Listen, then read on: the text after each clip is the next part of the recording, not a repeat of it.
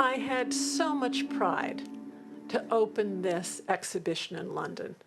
It was pride for my field, but it was also pride that all of these clothes were made in California and designed by California designers and made by California workers and artisans. But its impact was so important. People stood and cried in front of the costumes. These clothes are so much more than costumes. They really represent the stories that we all have such an attachment to. And it's made here in our state.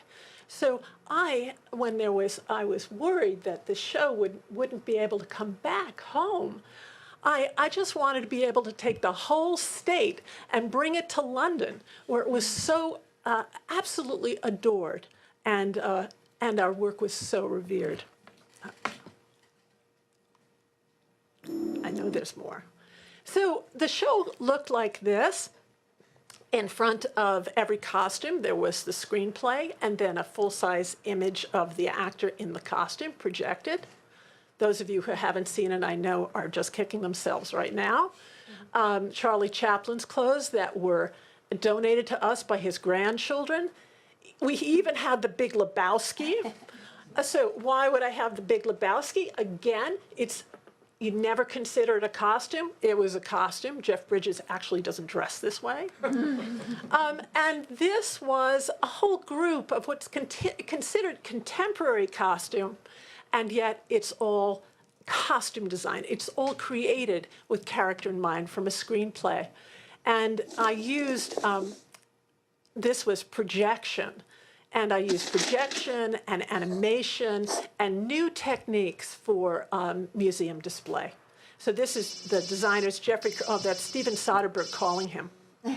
So this is Jeffrey Kurland's screenplay with his notes on it. Because a costume designer has to read the screenplay. It has to be, everything comes from literature. We have to be culturally literate in order to be costume designers, right? I completely deconstructed Indiana Jones, and I can because I'm the mother, right? So, and then I put it on film. You'll only have a minute of this.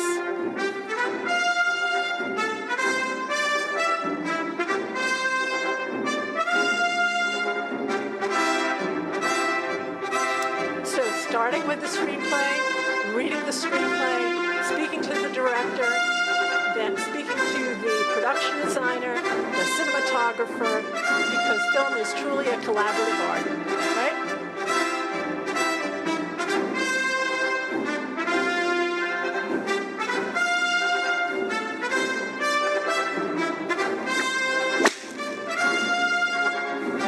And then I go on and I deconstruct the meaning of each part of his clothing. So at Hollywood Costume, broke new ground in terms of exhibitions. I had rear screen projected faces of the actor or actress in the costume that they were wearing in that scene. So the clothes really came alive. It wasn't a static exhibition. And everyone in this room should be able to name all of those fellas. So I'd just like to say that our work crosses digital media, fashion, theme parks, tourism, toys, and publishing. Its reach is exponential. We are creating popular culture that is shared globally, and our designs are seen nearly everywhere on the planet. Costume is really complicated. We start from the script and end with the wrap. We work with the greatest cinematographers, production designers. We're all on a line, and it's usually the woman in between. There's Todd Haynes, director, David Fincher, director. I could have put my husband in there too. The costume department shrinks or expands with the needs of the screenplay, but they can get really, really, really deep. Costume design is separated into two parts. The designers, which is the local 892, I've been a member for 40 years, and motion picture costumers, the hands, which include costume supervisors, key costumers, workroom rentals, tailor seamstresses, and I've been a member of Motion Picture Costumers Local 705 for 41 years. My colleague at UCLA, Chrissy Carvanides, she was the designer of Big Love and Carnival and American Horror Story, is working right now on a show called Blunt Talk. Her total costume crew is 10 people. Each union employee makes a minimum of $28 an hour before overtime, and the costume crew works a minimum of 12 to 16-hour days. 90% of the design teams have a BA in costume design, and about 50% have an MFA in costume design. Most department production assistants have a degree in costume design, and a PA job is considered by many to be an informal training and apprenticeship. And I'm closing with just talking about one of our graduates at UCLA. Now, I graduated with an MFA at UCLA in 1975, and I am now an endowed chair at UCLA. Rebecca Guzzi graduated in 2013. She interned while at UCLA. Then after graduation, she worked for my colleague at Fox for a year. Then she became an assistant designer on a project in North Carolina. Then she returned to LA, and she was hired on a film which flipped to union and became a member of 705. Then she assisted Chrissy again on Blunt Talk, and 2 days after finishing Blunt Talk, she is now the key assistant costume designer for American Horror Story. We consider that a success. At UCLA, we have 100% placement of our MFA designers. She's a member of both unions, which means twice the possibilities of employment. That's what we try to do. And finally, last week, the designer of Game of Thrones, there she is, the blonde in the middle, was our Swarovski designer in residence and came to teach master classes at UCLA. And so our students at UCLA absolutely have the best of the best coming in to teach master classes, because if a costume designer is really lucky, they win an award for their day job. And we know that we are teaching the Emmy, Oscar, and Tony winners of the future. Thank you. Fantastic. Really appreciate it. There's just a clarification so I can understand. The two unions, what's the difference between the two? Yes, well, we're all IATSE, Right. but motion picture costumers represents everyone who works in the workroom. So the on-set dressers, you want to dress an actor, you're 705. Are you a costume supervisor figuring out budgeting at the studio or working at a costume rental house like Western Costume? You're local 705. Are you a tailor or a tailor's assistant? You're local 705. Are you a seamstress? Are you an armorer? Are you a beater? These are all 705. A cobbler, a milliner, these are all artisans. Spectacular artisans who work through Local 705. In the Costume Designers Guild, and I was two-term president, we're the costume designer, the assistant costume designer, and the costume illustrator. Mm-hmm. So it's sort of the design versus the Artisanship. The actual artisanship. I understand. Right. Fantastic. Okay. Well, really appreciate it. By the way, this is Deborah's first time in Sacramento. We ate lunch today, and just really appreciate you being up here and providing us with this fantastic window into your work and the work of the folks that we work with. And that extraordinary placement record is fantastic. So we should encourage everyone to go get MFAs at UCLA and be Yes. guaranteed a high-paying job. Yeah, just send them to me. Yes, okay. Well, thank you. So we'll next hear from Maurice Woods, who's going to talk about very different kind of work, but similarly impactful with a lot of young people. He's with both Interact and also Microsoft, so looking forward to hearing from you. So thank you. I appreciate you all inviting me to come down and participate in this, wonderful opportunity to talk about something that's really passionate.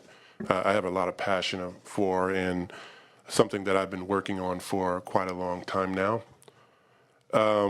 I'm going to give you a little bit of background about me and why this is so important to me. And then I'll talk a little bit about impact, the importance of impact and how the arts sort of shapes that. So I was born and raised in Richmond, California. So I'm no stranger to, poverty, crime, and so forth and so on. And my way of getting out of the community was basketball. And through that experience of playing basketball, that allowed me to get a scholarship to the University of Washington in Seattle and to get out and explore and learn new things.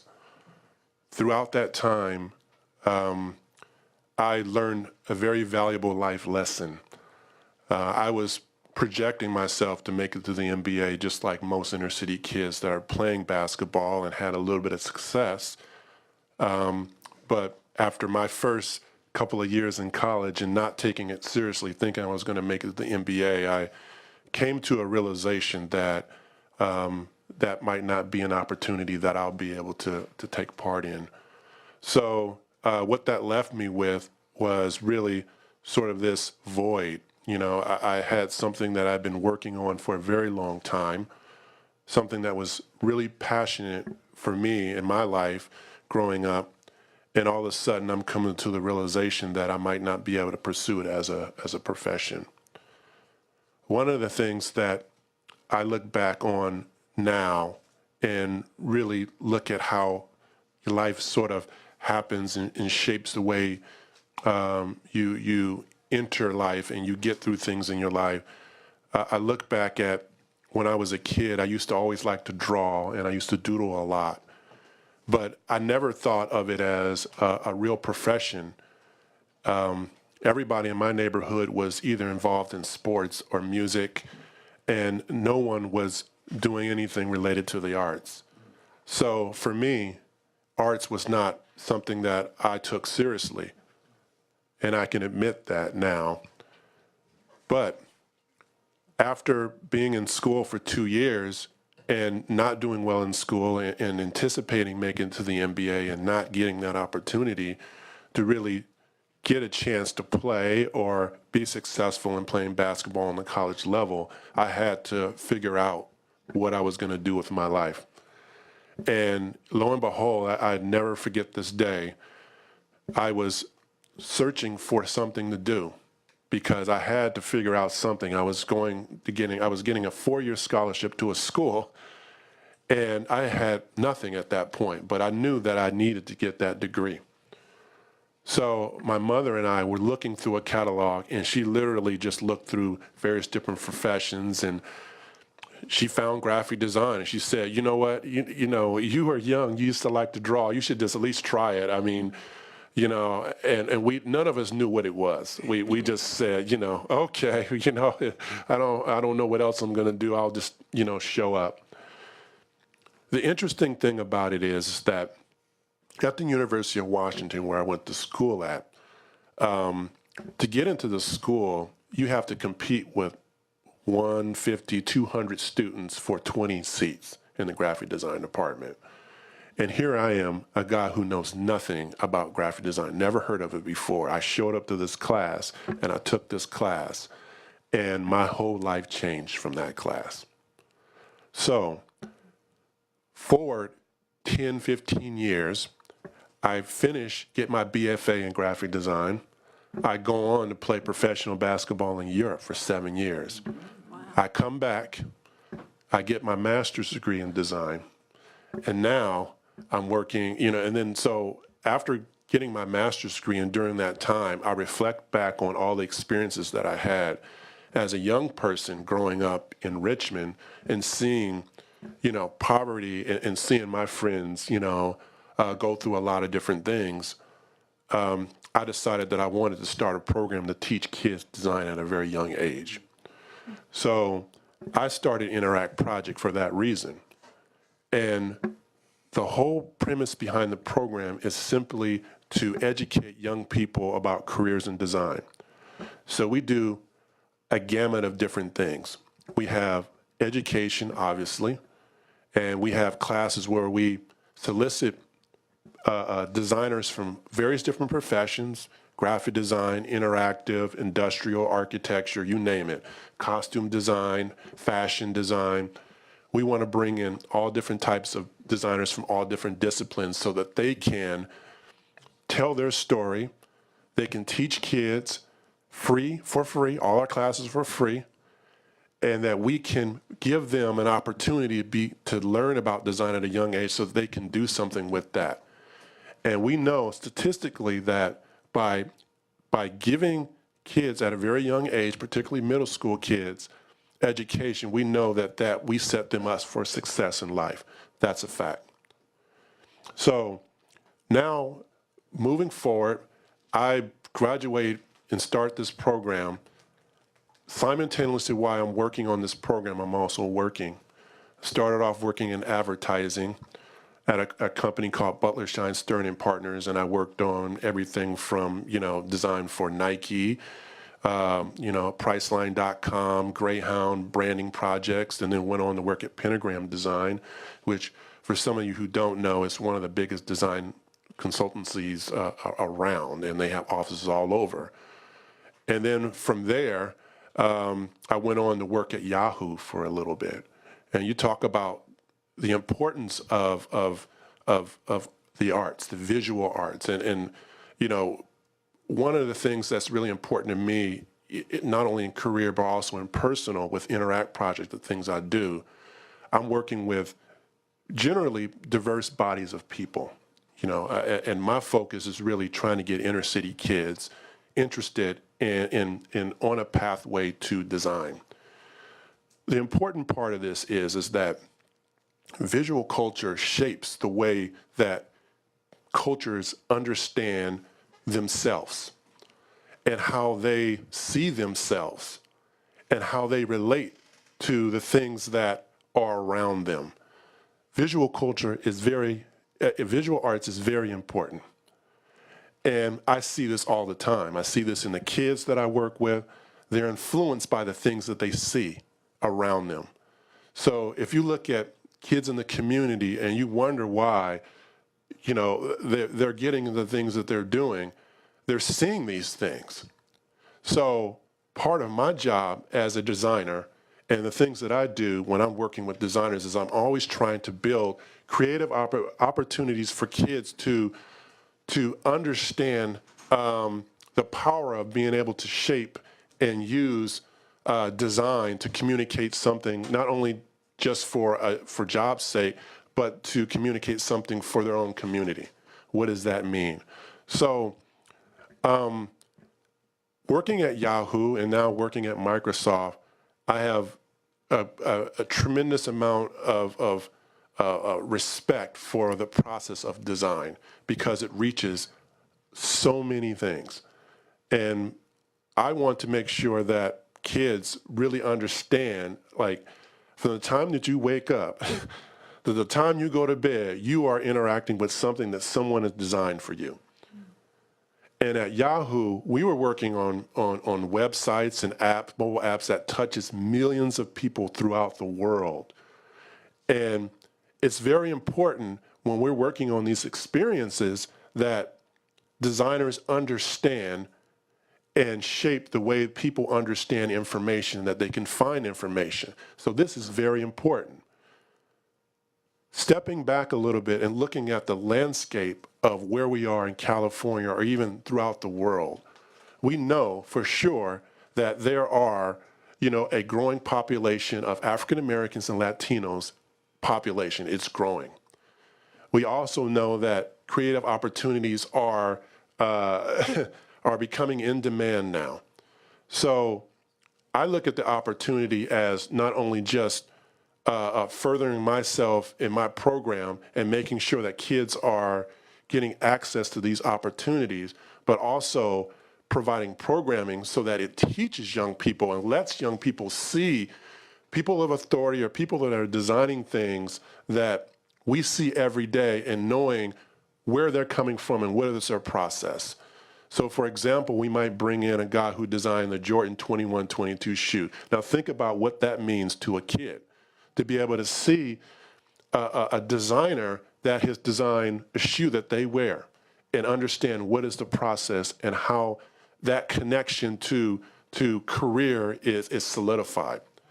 Imagine also someone who is, working at Apple, who's designing things like iPhones and whatnot, or even something simple as a sound designer or a costume designer, and how that impacts the things that they interact with every day. So in closing, I think one of the most important things I want to sort of communicate about my role and the things that I like to see and what I'm excited about is how do we bring design to the bigger discussion? Because it is something I've been working on for a very long time, and for a very long time it's been sort of this profession that in a lot of ways is very transparent. It's like we see it in front of us, but we don't see it in front of us, right?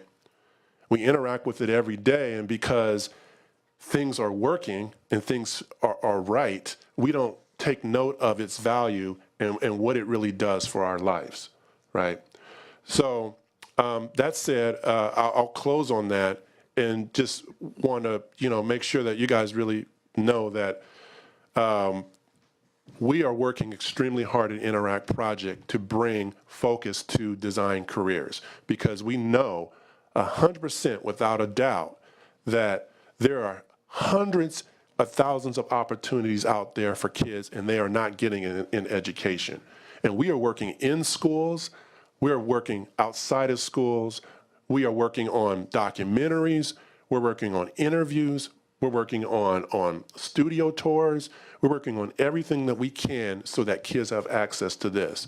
And I think in doing so, we want to make sure that kids moving forward have these opportunities that add to, the report. It's like these kids are contributing to the economy, to innovation. It's so important. But we're not getting that in the schools. So I have design professionals that I work with through the curriculum that we have, and we're basically going into schools for free, giving our time to go in there to talk about what design is and actually teach kids physical skills about how to use Illustrator, how to design cars, or how to design posters, logos, mobile apps, all these different things. And I'm honored to be in the presence of you all to really talk about this, something I can talk about this all day. I'm really passionate about it, as you can see. But I just want to thank you guys for allowing me to sort of testify and give my thoughts on this. Thank you. Thank you. No, thank you for coming in. Also, thank you so much for all you're doing for our young people, who, many of whom, as you mentioned, are in challenging circumstances, and I just really appreciate it. So let's now. Oh yeah, absolutely, yeah. All right. I also wanted to add and thank my appreciation for you to come over here and share your personal story. Is really, really powerful. Very much appreciated. Question is, which position you play for the Huskies? I played center and forward. Center and forward. Yes. And I was also looking at your bio. You work for Microsoft and currently working for Microsoft, and has used his spare time to be the ED of the Interact project. Correct. Wow. Yeah, it's 2 full-time jobs, but when you're passionate about something and you figure out a way to make it work. Thank you very much for all you do to the inner city kids. Thank you. And I also want to have a shout out for Microsoft for allowing their employees to, engage with the community and program like yours. Thank you. Thank you so much. Well, we'll be able to have more of a discussion with the panel, but I also now want to turn to Gretchen de Castellane, who's with Hot Wheels. Hot Wheels. Hot Wheels. And we're excited to have you here. Yes. Gretchen. Well, Senator Ben Allen and Assemblymember Kansen Chu, and members of the Joint Committee on the Arts, it's truly an honor to be here on behalf of Mattel. And I'm pleased to be invited to speak on this panel of innovative and inspiring Californian creatives. That's right. And talk about the work that we do at Mattel to contribute to California's creative economy. Now, you may know Mattel as a toy company, But we are actually much more than that. Mattel is what we refer to as a creations company that inspires wonder in childhood. It is our mission to be the recognized leader in play, learning, and development worldwide. Mattel's portfolio of global consumer brands include some of your favorites. You'll probably recognize them: American Girl, Barbie, of course, Fisher-Price, Hot Wheels, Monster High, and Thomas & Friends, among many others. We also create a wealth of lines and products made in collaboration with leading entertainment and technology companies such as Disney and Google and Warner Brothers. With a global workforce of approximately 31,000 and our headquarters in California, where we employ over 2,000 people, Mattel operates in 40 countries and territories and sells products in more than 150 nations. But our home is Southern California. Mattel was actually born in a garage. We talk about that all the time. We have a picture of this famous garage in Hawthorne, and we have been creating unique, innovative, and beloved toys for the last 70 years. Now, I have worked at Mattel since March 2003, and I am lucky to have what many would consider to be a dream job. I currently hold post as Director of Hot Wheels Packaging Design, and I lead a team of art directors, designers, engineers, and writers in the execution of persuasive packaging for over 1,200 Hot Wheels products globally.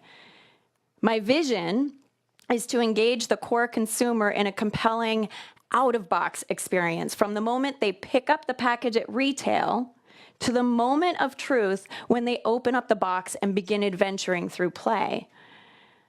Prior to my career at Mattel, I was an elementary school teacher and taught math, art, literature, and dance for students ages 5 to 13. So I am well-versed on the importance of arts education in our schools.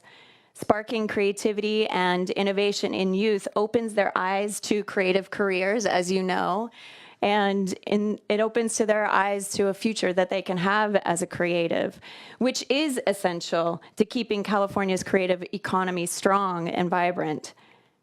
Mattel has a long history of designing products that captivate children and grown-ups, some of you probably in this room, and we help develop their imagination. Over 60% of our product line changes annually, which means we are constantly innovating, designing, and creating new toys.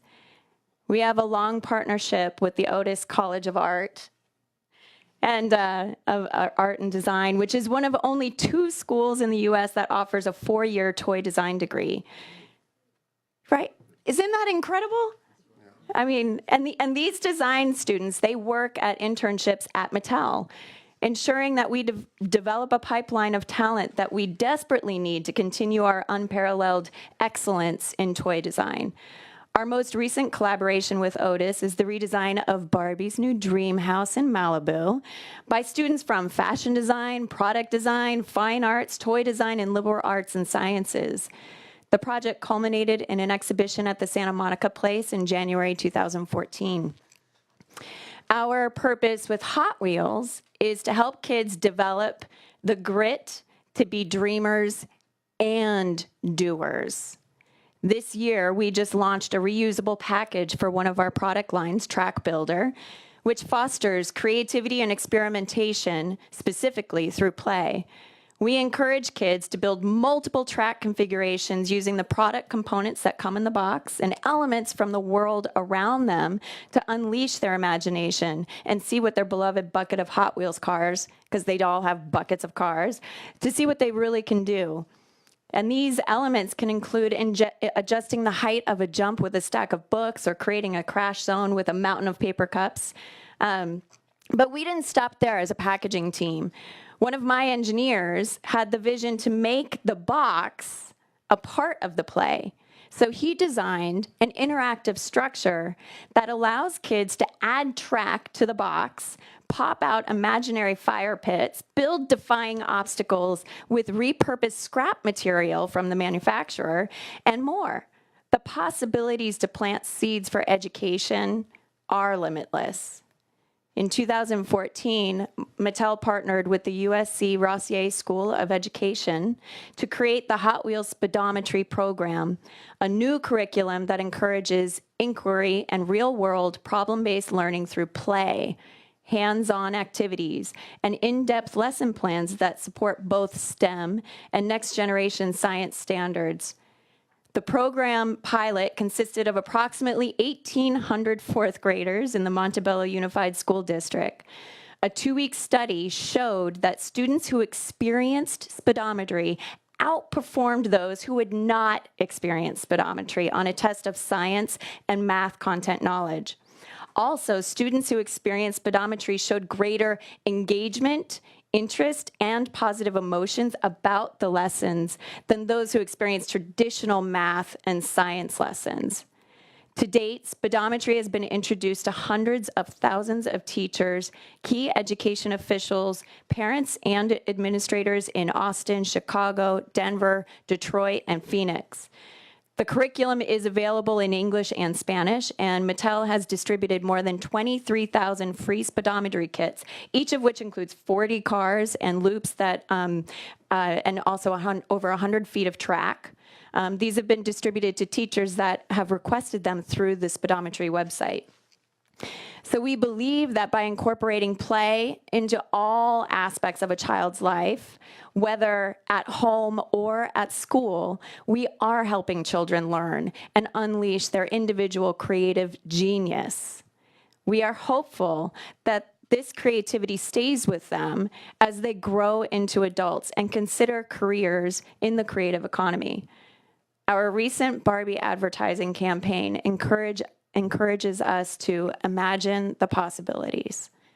So let's all imagine the possibilities as we draw attention to the importance of creativity and innovation in school curriculums, not only to prepare our future workforce to keep California creative economy strong and vibrant, but also because arts education in schools will help our kids thrive in many aspects of life. Thank you.